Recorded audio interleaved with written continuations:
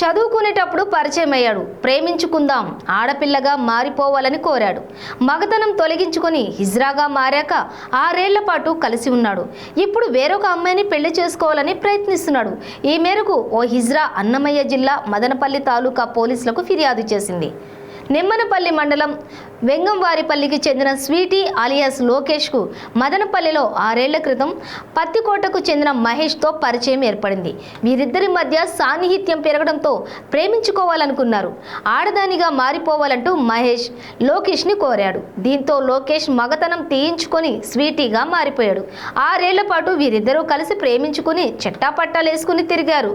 కానీ స్వీటీని మోసం చేసిన మహేష్ ఇంకొక అమ్మాయిని వివాహం చేసుకోవాలని నిర్ణయించుకున్నాడు.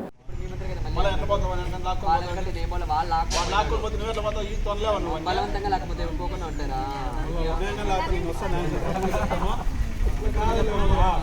అంటే ఇప్పుడు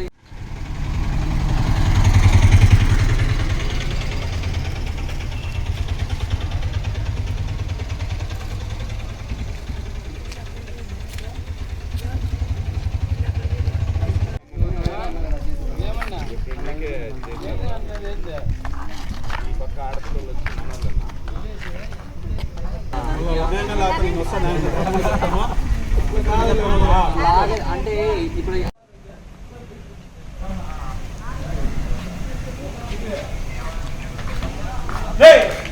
వీడియో తీసుకొని తనతో పట్టుకొని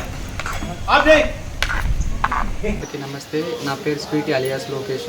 మాది నిమ్మనపల్లి మండలం వెంగంవారిపల్లి గ్రామం పంచాయతీలో నేను బ్రతుకుతున్నాను. నేను పుట్టి పెరిగినంత అక్కడే. నేను చదువుకునేదంతా మదనపల్లి కృష్ణారెడ్డి సిద్ధార్థ ప్రైవేట్ కాలేజీలో. నేను అప్పుడు చదువుకునే సమయంలో నాకు మహేష్ అనే ఒక అబ్బాయితో పరిచయం అయింది. నేను చాలా 6 సంవత్సరాల నుంచి చాలా గాఢంగా ప్రేమించుకున్నాను మేమిద్దరము. తను నేను ఒక అండర్స్టాండింగ్ వచ్చి పెళ్లి చేసుకోవాలని అనుకున్నాము. పెళ్లి చేసుకోవాలని అనుకున్న తర్వాత నువ్వు పూర్తిగా ఇప్పుడు అబ్బాయిగా ఉన్నావు కదా, అమ్మాయిలాగా మారితేనే పెళ్లి చేసుకుంటా, లేకపోతే చేసుకోను అని చెప్పేసి కండిషన్స్ ఇలా పెట్టేసరికి తన కోసం నేను అమ్మాయిలాగా మారాను.